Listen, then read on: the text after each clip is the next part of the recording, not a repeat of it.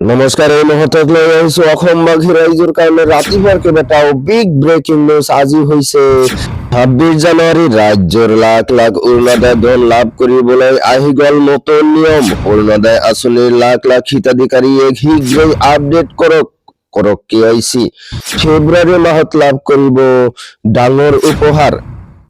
Matric higher secondary পৰীক্ষাক লৈ আহি গ'ল OCP। মানিব লাগিব 35টাকৈ নিৰ্দেশনা।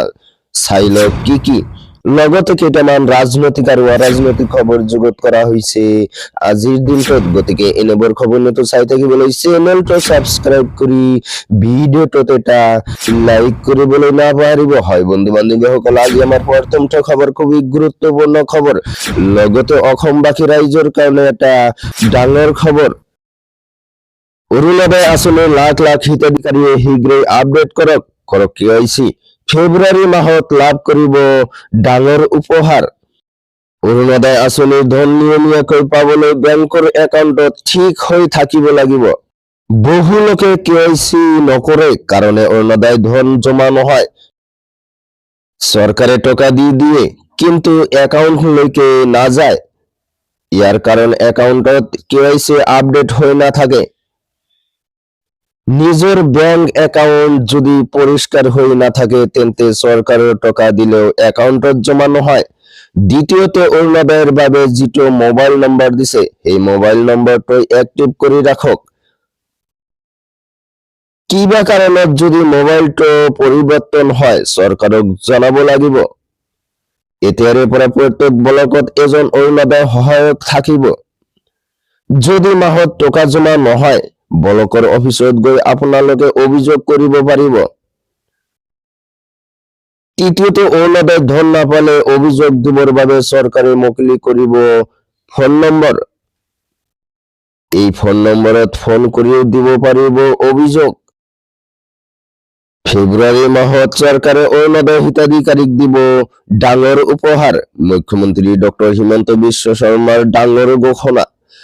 তাৰ পিছত জনাই আছো আমাৰ পৰৱৰ্তীটা খবৰ, খুবই গুৰুত্বপূৰ্ণ খবৰ, লগতে অসমবাসী ৰাইজৰ কাৰণে এটা ডাঙৰ খবৰ। মেট্ৰিক হায়াৰ ছেকেণ্ডাৰী পৰীক্ষাক লৈ আহি গ'ল SOP। মেট্ৰিক HS-ৰ পৰীক্ষাত তন্নকৈ চলোৱা হ'ব তালাচী। প্ৰতিগৰাকী পৰীক্ষাৰ্থীক তালাচী চলোৱা হ'ব। পৰীক্ষা কেন্দ্ৰৰ নিৰীক্ষণৰ বাবে কঠোৰ প্ৰশাসন। পৰীক্ষা হলৰ ভিতৰলৈ নিৰীক্ষণ নিব নোৱাৰিব মোবাইল ফোন। প্ৰতিটো পৰীক্ষা কোঠাতে থাকিব CCTV কেমেৰা। প্ৰশ্ন কাকত আৰু উত্তৰ বহী নিৰীক্ষণ কক্ষত থাকিব CCTV কেমেৰা। পৰীক্ষা কেন্দ্ৰৰ বাহিৰে ভিতৰে সকলোতে থাকিব CCTV কেমেৰা। পৰীক্ষা কক্ষৰ পিছফালে বন্ধ থাকিব সকলো দুৱাৰ খিৰিকী। কোনো পৰীক্ষা কেন্দ্ৰত পলমকৈ অনুষ্ঠিত হ'ব নোৱাৰিব পৰীক্ষা। নিৰীক্ষক হিচাপে থাকিব নোৱাৰিব ব্যক্তিগত খণ্ডৰ শিক্ষক। শালীনতা বজাইহে ছাত্ৰী চেকিং কৰিব পাৰিব। ইংৰাজী, অসমীয়া, বড়ো আৰু হিন্দী ভাষাত ছপা হ'ব প্ৰশ্ন কাকত। প্ৰথমবাৰৰ বাবে জিলা প্ৰশাসনে পৰিদৰ্শন কৰিব পৰীক্ষা কেন্দ্ৰ। প্ৰশ্ন কাকত ফাদিল প্ৰতিৰোধৰ বাবে কঠোৰ হ'ব বিভাগ। 10 জানুৱাৰীৰ পৰা 27 ফেব্ৰুৱাৰীলৈ অনুষ্ঠিত হ'ব মেট্ৰিক পৰীক্ষা। 1046টা পৰীক্ষা কেন্দ্ৰত 4,38,565 গৰাকী পৰীক্ষাৰ্থী অৱতীৰ্ণ হ'ব। ফেব্ৰুৱাৰীৰ 11ৰ পৰা 16 মাৰ্চলৈ HS চূড়ান্ত পৰীক্ষা। 821টা কেন্দ্ৰত অৱতীৰ্ণ হ'ব 3,30,344 গৰাকী পৰীক্ষাৰ্থী।